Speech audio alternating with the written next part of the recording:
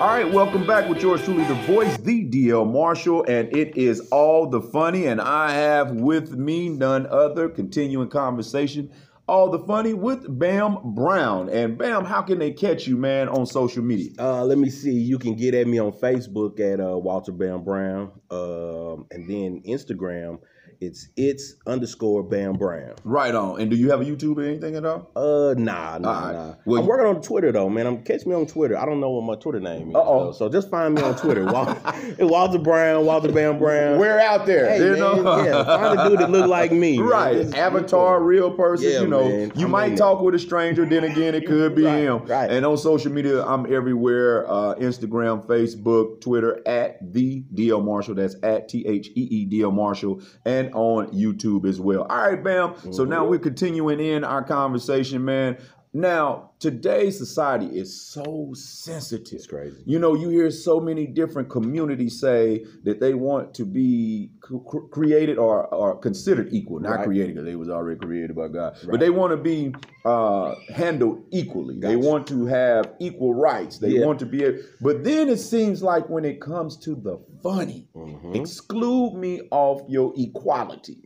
If it's good for that group, it's got to be good for this group when we turn around and we start looking at what is funny, because there is humor in every aspect of life. And just because we crack a joke about that particular lifestyle or that particular happenstance doesn't mean we're making fun. We're shedding light on something. Exactly. How hard is it for you in this sensitive society that we live in to be unprohibitedly funny? Well, at first, I tried to, set up boundaries, not to talk about this person, this group, this section. And I talked it over with my wife. She said, man, you really shouldn't go after this group, or you really shouldn't say that. You really shouldn't say this.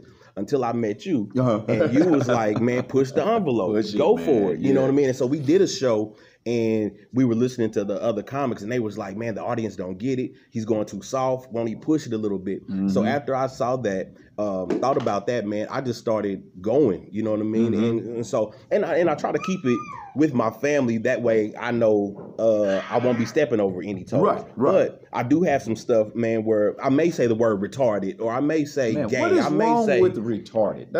I don't find nothing wrong with it. I think that if you say you stupid little retarded, I mean, people say that's offensive, but to me, it's more redundant than it is offensive. Exactly. Because stupid, retarded, you see what I mean? I would hate to say slow. You would offend me if you called me slow. Wow. If you called me special needs, you offended me, because that means I got to be extra equipped to be able to perform. But retarded might just be, we got a little Miss Brown, and she's been a source of some of your comedy as well, man. And that's one of the beauties about all the funny is, man, it's not like it's produced. It is what it is. Just like when you're on stage, you might have a set directed at one thing, but something else may come out. But when you're talking about life, how do you talk about life without talking about life in its totality, in the whole entire sense? I think now, man, just learning the craft, I just go for it. Right. You know what I'm saying? Right. And what the person gets out of is what they get out of. Because I don't want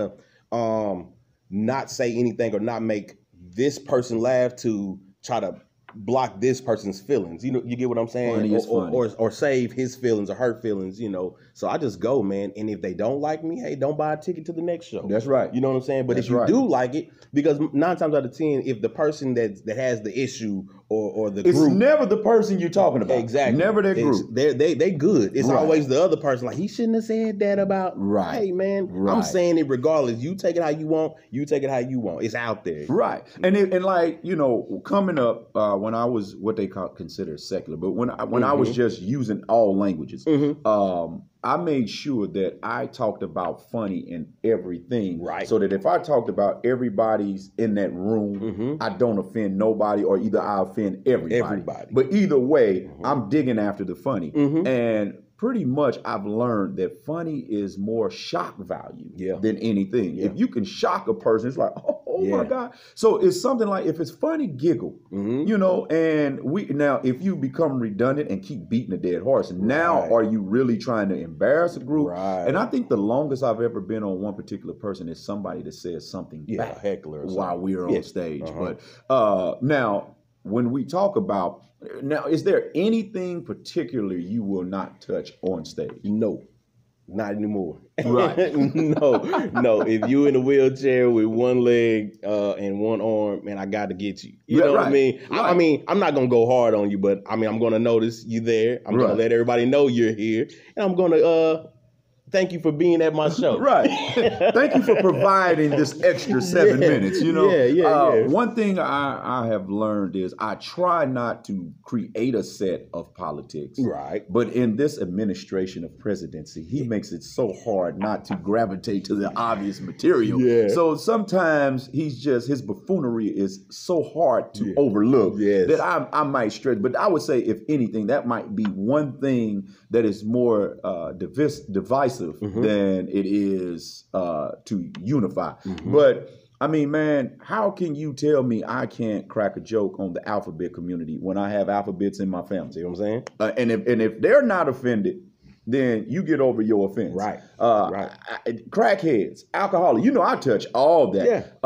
There is all that in every aspect of life. There is the uncle that was the womanizer. Yes, sir. There was the uncle that was the drunk. There was the auntie that everything she say is inappropriate. It's the woman that walks in the church that everybody's husband had to take a peek and then try to play it off like they're adjusting themselves and get another one. So it's funny, it's humor in everything, man. Now, how are you with being considered a clean comedian opposed to a Christian comedian? I think when I first started, I was a Christian comedian, a Christian comic, and once I started doing the churches and doing the shows in the church, I didn't take the Christian off because I'm always going to be a Christian. I love the Lord, but I think saying I'm a clean comic gets me in more doors. Right. More doors to be open for a clean comic versus a Christian comic. When you say Christian comic, they think you're going to be speaking the King James. You know what I'm saying? And you're going to be the thous. You're going to be talking all Bible, and that may be over some people's heads. But if you just say you're a clean comic, man, that's exactly what it is. You just coming clean. Some of the stuff is raunchy, but it's clean. It's clean. You know what I mean? And you come. I like how you just said you're coming clean. So comedy is therapeutic. Yes, man. So there's a lot of things that we're cleansing ourselves of by coming clean with some clean comedy. And I quit so much saying, because I'm always going to be a Christian. So wherever I go in, I'm going to be a Christian comedian. But I don't want to mess up my bar mitzvah money.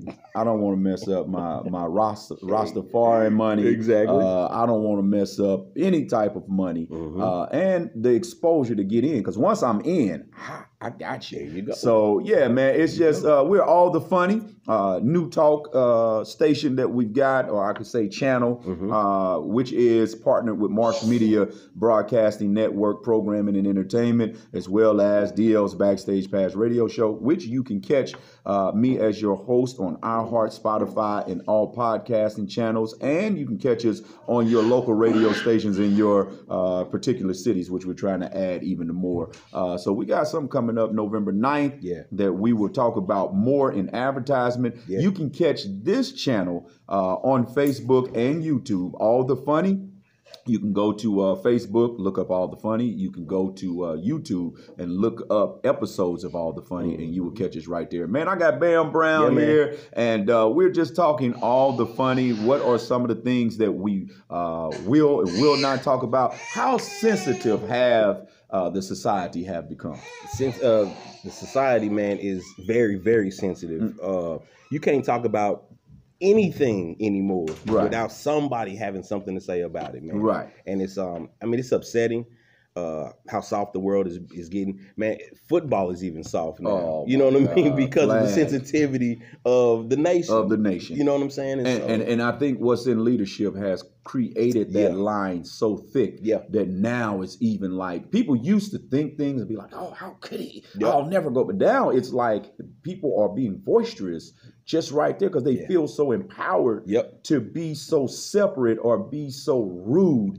But they could call us rude. Yeah, man. And all we trying to do is provide a space for a certain amount of time to get your mind off your troubles. That's it. In between giggles. That's about it. I really feel like it was unfortunate for people to come after Dave Chappelle. I think that Sticks and Stone was so geniusly put together, thought out, and just in the topic, Sticks and Stones. So you already know sticks and stones may hurt, but I mean, might break my bones, but words are never hurt. Now, we do know words can be hurtful, but when you're talking about a comedian, man, that's just pretty much saying, hey, here we go. We talk about everything.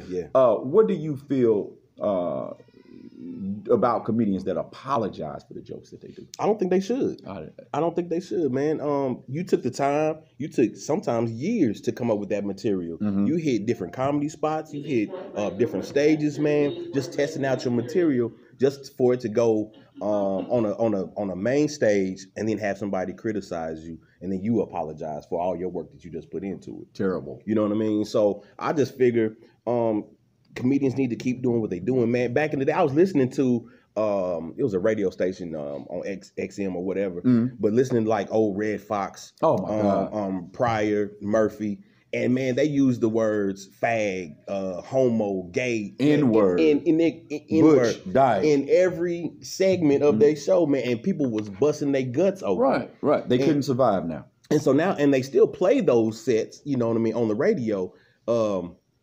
But people that hear it live seem to have the problem. You know what I mean? And so it's I believe, man, it's everybody wants attention now. Everybody wants something to say, have something to say to stay relevant. And so I think a lot of people don't have a problem with it, but they know that it's going to get them some attention, it's going to get them some fame, and it may even get them on a talk show or something. There you go. And so I figured now people just vent or say something just to get that attention drawn to them or to their group. Definitely. You know what I mean? And you know, the legendary Eddie Murphy, yeah, you know, he's coming back doing stand-up. He's coming out of retirement. In December, he's going to be hosting Saturday Night Live. But recently, he came out and he apologized for everything that he said in the 80s for the Delirious and Raw. And I just was like, no, Eddie, man, you the man. That was in that time frame. Show your apology or show your maturation by coming out and killing for today. I mean, that would be 3 generations of hilarity if you just come out and do. So if you on stage and you find it funny, you have an audience, you have followers, they're going to get you. And how many times you apologize, you're going to have folks that won't get you. They will follow you just to haggle you. So just go ahead and keep what you're doing. Man, we got Bam Brown. It's all the funny. Yours truly, the voice, the DL Marshall. Man, make sure you subscribe and you follow to all the funny. All right.